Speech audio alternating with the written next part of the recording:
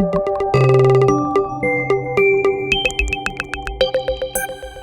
I'm Noel with creationeffects.com, and this is the tutorial for the 3D book templates for After Effects. I say templates plural because there are multiple versions. There's a storybook, a wedding album, and a Bible, and I may even make more in the future. I started with just the storybook almost a year ago, and it's been very popular, so I decided to go through and make it even better and make these other versions. So this is the new and improved 3D book template. Whichever book you get, they're all made the same way, so this tutorial will show you how to customize any of them. This book is completely customizable in After Effects. You can put your own content on the pages, which can be text, images, or video, and then you can animate the pages however you want. You can choose from multiple preset camera motions or make your own, and you can choose from multiple 3D environments to place your 3D book in. Included are lots of paper and cover texture options and lots of design elements, as well as pre-made designs to help you fill up your pages and make them look really good. Alright, let's get started on this. I'm going to go pretty fast because there's a lot of customization options to cover. The average user won't touch most of them, so I'm going to start with the essential stuff and then work my way to the more advanced customization, and so you can just stop watching at any time. And at the end, I'll go over some important troubleshooting issues like error messages or glitchy behavior on 3D layers. Okay, when you download the zip file, unzip it and you'll see an After Effects project file inside. Open that and you'll see something like this. We've got this instructions comp. I'll close that. And we have this main comp, which is right here. And this comp is what you'll export in the end. I've broken down the customization into steps. So let's open the step 1 folder. And in step 1, you can choose a 3D scene. So depending on which book you got, these scenes might be different. I'm working in the storybook template, and you can see that there's a library, a castle, and a sunroom. And if you like the default scene in the main comp, then you can just skip this step. Otherwise, you can open any of these comps here to preview a scene. And to look around, select your camera orbit tool here, or the shortcut for that is the C key. And then you can just click and drag to move around the room. And if you like it, then it's just a matter of copying the layers into your main comp. But first I'll open my main comp and scroll to the bottom, and I'll select all of the yellow layers because all the scene layers are yellow. So I'll select them all and delete them. And next I'll go back to my scene comp and I'll select all of these yellow layers. Just the yellow ones, not this camera layer. And I'll copy those, and I'll go back to my main comp and then paste them. And they'll all be at the top of the timeline then, so with them all still selected, I'll drag them down to the bottom where the original scene layers were. And that's all you need to do. But I'm actually going to hide them for now until I'm ready to export my final animation. The less layers that are showing, the faster that this comp will run. Alright, let's go to step 2. Step 2 is choosing a camera motion. And again, if you like the default camera motion in the main comp, you can skip this step and just go to the next step. I'll open this camera options comp, and you can see there's just enough scene elements in here to get a feel for the camera movement. You can read what each camera motion does in the marker note here.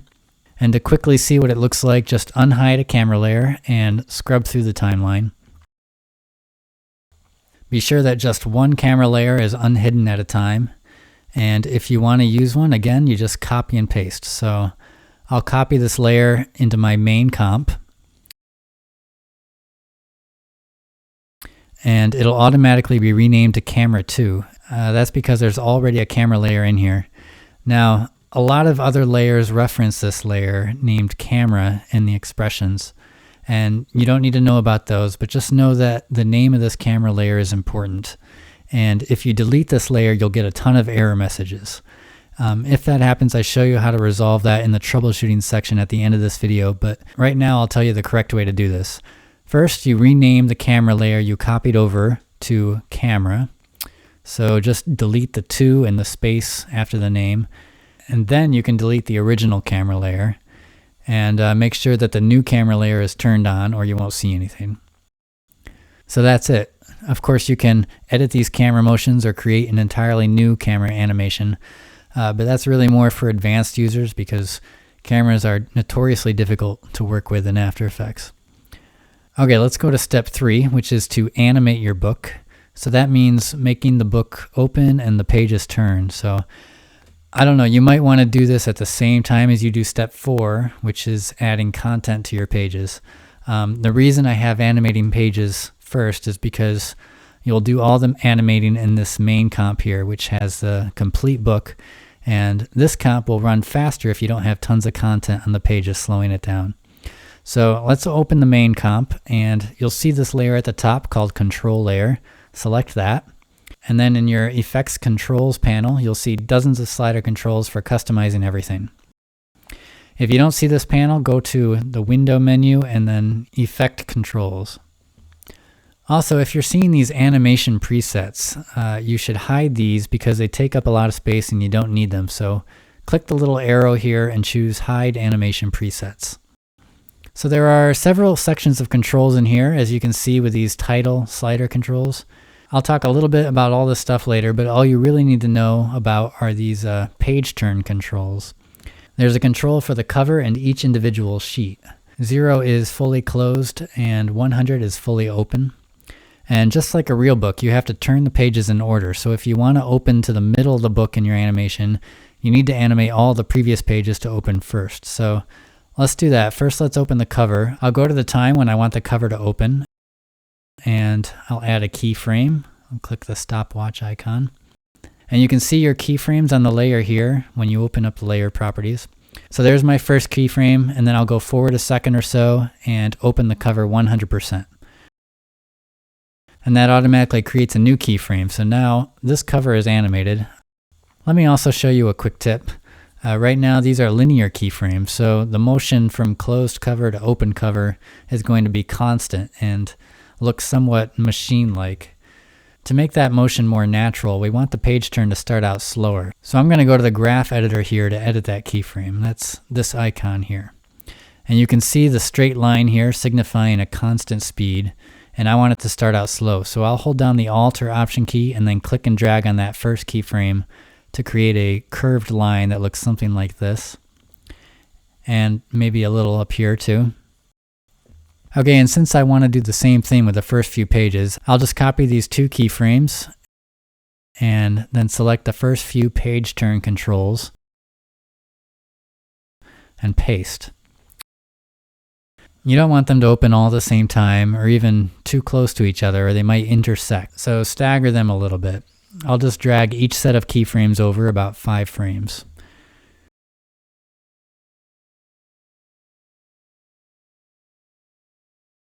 So here's what it looks like.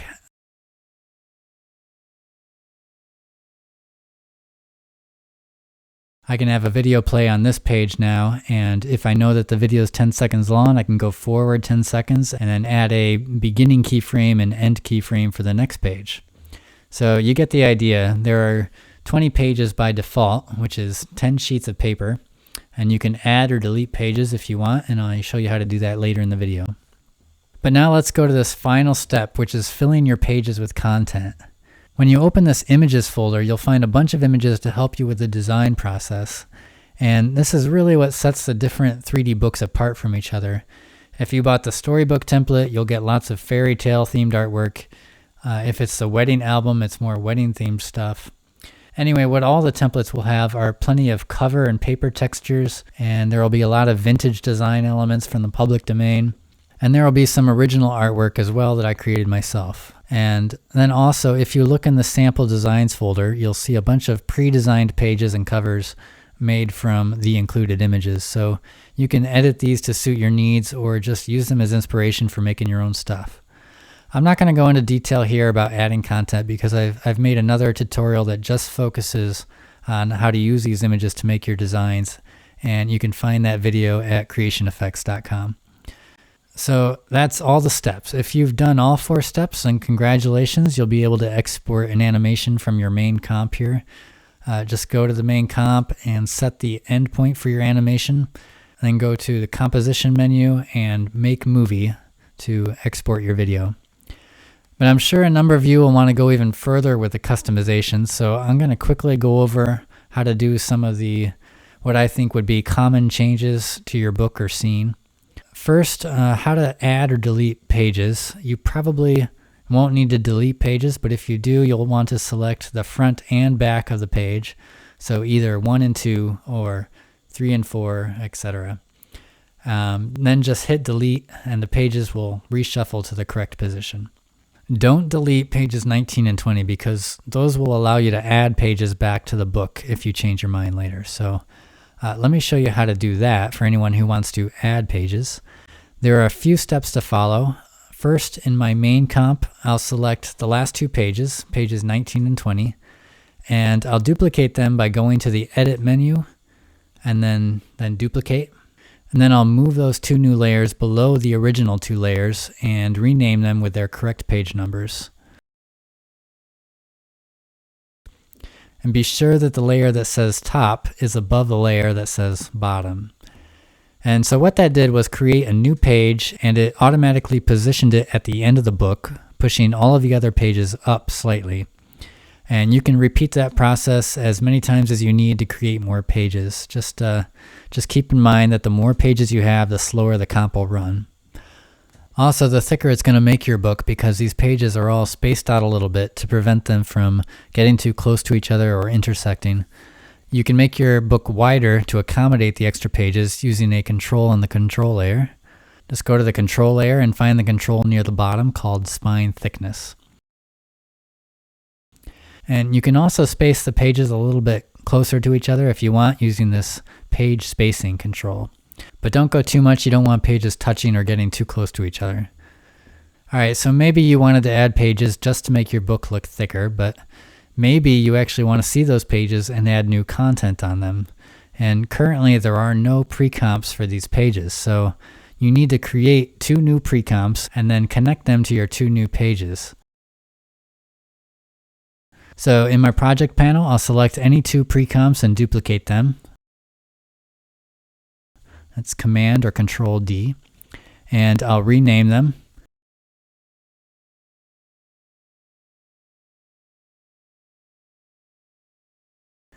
And to connect a pre-comp to a page layer, select the layer, and then select the pre-comp, and then hold down the Alt or Option key and drag the pre-comp onto the layer.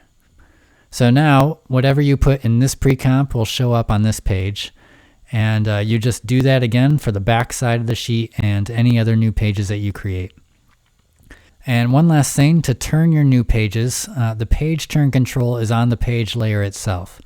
It will always be on the layer that says top. So that goes for these 2 pages and any new pages that you create by duplicating these layers. You won't find page turn controls for them on the control layer. Okay, let's look at these book transform controls. You can use these to move, scale, or rotate your book. What it's actually doing is moving, scaling, and rotating the control layer. And all the layers that make up the book, which are blue, are parented to the control layer. So whatever the control layer does, the book does. There are a few limitations that I should explain. You can move and do whatever you want with the book while it's closed. But if you do it while the book is open, you might notice that the pages start warping because it messes with the page bend effect, which I put on each page layer. And you can avoid that warping by turning off the page bend effect here on the control layer. What that does though is it makes your pages rigid, but that's the only way to do it. However, if you know what you're doing, you can always animate the camera to look at the book at any angle. And as long as the book is in its original position, the perspective will be correct. One other limitation is that you may notice that there's no page turn control for the back cover of the book. So you can't easily close the book using the back cover. You can only close it from the front. But there's a workaround if that's what your animation calls for.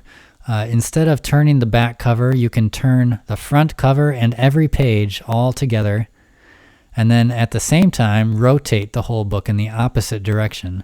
So I've done that myself, so I can confirm that that does indeed work. Moving right along, let's talk about lighting. The light and shadow section of controls has some basic options for adjusting the lighting in your scene. If you want more control, you can always edit the light layers themselves. Also, a very useful tip for you, if you have a single layer, like a single page or the tabletop, and it seems too bright or too dark, then you can easily change how that one layer reacts to the light rather than changing the lighting for the whole scene. Just select the layer and hit the A key 2 times fast, which brings up the material options. and then adjust the ambient property here, and that'll change the exposure for that individual layer. All right, what if you want to change the dimensions of the book? We already talked about thickness. You adjust the spine thickness on the control layer. There are also controls to change the width and the height of the book up here in the Book Transform Controls section. But all that does is stretch or squeeze the cover and all the pages, which might be bad if you have something like a video with people on a page, because they're all going to look squeezed. So what you can do is change the size of all the pre-comps. So find your pre-comps folder and open a pre-comp, and then go to the composition menu and choose composition settings. And then you can change the height or width. And remember, if it's a hardcover book, keep the cover slightly bigger than the pages. And if it's a paperback book, you probably want to keep the cover and pages the same dimensions. And by the way, you can make it a paperback book using this control here on the control layer. Okay, troubleshooting. There's a couple troubleshooting issues I want to go over. Hopefully you don't run into any problems, but if you do, here's what may happen and how you can resolve or avoid it. First, let me share a tip. Changing the view of your scene to front will give you a good view of the book and its pages, so you can see if they're intersecting, and it'll just help you to understand how the book works. If you get an error message, or maybe you get tons of error messages and you close them and more just keep popping up, well, that happens when a link is broken in one or more expressions. It can happen if you move or delete something, and here's how you fix it. First, if you know what you did that caused it, undo the action, and then you just need to find all of the broken expressions and fix them. So select all the layers in your comp, and then right-click one, and choose Reveal Expression Errors. Any expressions that had an error will show up with a yellow exclamation point next to them, and you can simply turn them back on by clicking the little equal sign icon next to each expression. And you should check for broken expressions anytime that something isn't working right or as you'd expect, even if you didn't get an error message, because this whole book effect is driven by these little bits of code called expressions, and if any of them get turned off, the book won't work right. A second issue you might encounter are glitches or buggy behavior of 3D layers, especially as your camera is moving or as the pages turn. And here's an example of that manifested in one of the sample animations I made. You can see parts of the page near the book's binding actually disappear and reappear. This isn't supposed to happen, and I think it's really just because After Effects isn't a 3D program, and it just isn't comfortable dealing with all these high-resolution 3D layers.